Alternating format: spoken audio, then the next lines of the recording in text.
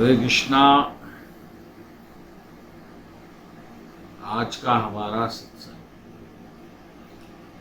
श्रीमद् भगवद गीता के 8वें अध्याय का 15 श्लोक। भगवान कृष्ण कह रहे हैं, मुझे प्राप्त करके महापुरुष जो भक्त योगी है कभी भी दुखों से पूर्ण इस अनित्य जगत में नहीं लौटते, क्योंकि वे परम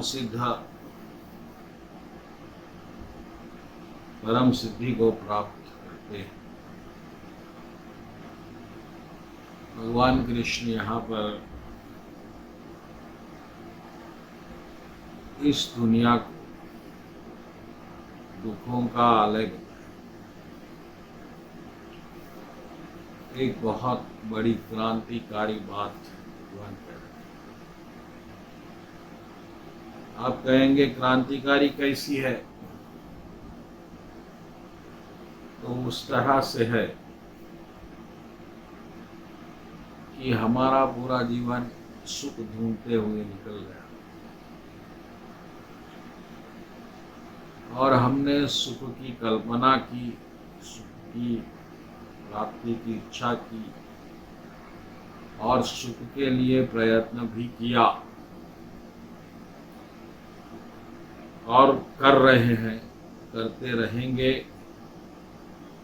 जब तक हमारे प्राण है। लेकिन भगवान का ये बात कह देना कि यहाँ सुख ही नहीं है, इस बात को दर्शाता है कि हमारा पूरा जीवन व्यर्थ हो, वेस्ट हो। जब सुखी नहीं है, ये दुनिया दुख का सागर है, तो फिर हमारी इतनी भाग दौड़, हमारा संसार जीवन जीना, हमारा दान पुण्य, हमारे व्रत, ये सब व्यर्थ हो। यानी कि हम ऐसी कुएं में छलांग लगा रहे हैं, पानी की आस में, नहाने की आस में, जिस कुएं में पानी ही नहीं है। ठीक है, पानी नहीं है तो भी कोई बात नहीं, लेकिन वहां पर पत्थर भी बहुत है और ये पत्थरों से बार बार हम जख्मी हो रहे हैं, हमारे सर फूट रहे हैं और इसी को दुख कहते हैं। सुख की चाह में जहां हम छलांग लगा रहे हैं, वहां दुखों से हमारे सर फूट रहे हैं। तो भक्तगणों, कृष्ण भगवान कह रहे हैं इस श्लोक में कि जो मेरे भक्त होते, जो मुझ में विश्वास रखे, मेरी पूजा करो, ऐसे भक्तों को मैं यहाँ नहीं रहने दूँ। ऐसे भक्तों को मैं अपने लोक लेकर जाता हूँ, जहाँ पर जन्म मृत्यु नहीं है।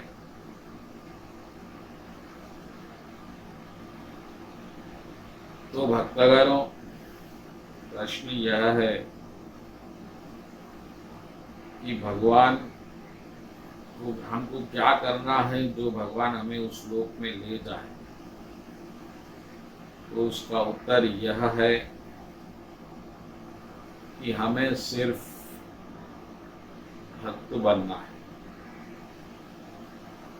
और भगवान को याद रखना, यानी भगवान का स्मरण रखना है। अगर हम भगवान का स्मरण रखेंगे, मात्र स्मरण यानी याद रखेंगे, तो निश्चित रूप से हमारी रक्षा, हमारा भविष्य भगवान बना। आज तक जो गलती हो गई है। आज तक हम समझ रहे थे कि कहीं सुख है और दौड़ रहे थे पाने के लिए, ना मन लगा रहे थे, धन लगा रहे थे, लेकिन हमको तो सुख मिला ही नहीं था। उम्मीद जरूर थी, उस उम्मीद को भी भगवान ने श्लोक में तोड़ दिया कि ये दुखालय है। इस तरह शराब की दुकान में शराब मिलेगी और पान के दुकान में पान मिलेगा, उसी तरह दुख के दुकान में दुख ही मिलेगा। और ये सारी दुनिया दुख की दुकान है, जहां आप अपना मेहनत से दुख खरीद सकते हैं और कुछ मिल नहीं सकता। और इस दुख को हम बहुत खरीद चुके हैं और खरीद भी रहे हैं, ये समझकर कि वो सुख है। यानी कोई एक धोखेबाज आदमी अपनी खराब चीज को भी अच्छा कवर रख के बेचता है, उसी तरह ये हम भी दुख की चीजों को जो अच्छे कवर में थी, सुख की चादर ओढ़े थी, उसको सुख समझकर अपनाया और दुख को गले लगाया। तो यह बहुत गंभीर बात है और ये हम सबकी बात है। ऐसा नहीं है कि मैं ही सुख ढूंढ रहा हूं या आप ही सुख ढूंढ रहे हैं। सिर्फ मनुष्य योनि नहीं, पशु योनि, पक्षी योनि, जंतु, सबको सुख चाहिए और सब भाग रहे हैं सुख की चाह में और इन दुखालय में सुख ढूंढ रहे हैं जो कभी नहीं मिल सकता। और यही बात प्रभु समझा रहे हैं, छोड़ो इस सुख की चाह को, छोड़ो। सुख मेरे पास है, मेरे लोक में है, मैं तुम्हें ले जाऊंगा वहां। तुम बस भक्त बनो, भक्ति करो, इतनी सी बात। तो भक्तगणों, अभी क्या देरी है, क्या रुकावट है? सब झूठी आस छोड़िए, भगवान के भक्त बनिए और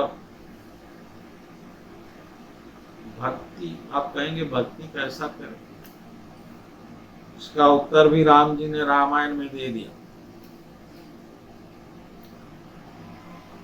कि मम भक्ति कहु कवन प्रयासा, जोग न मख जप तप उपवासा।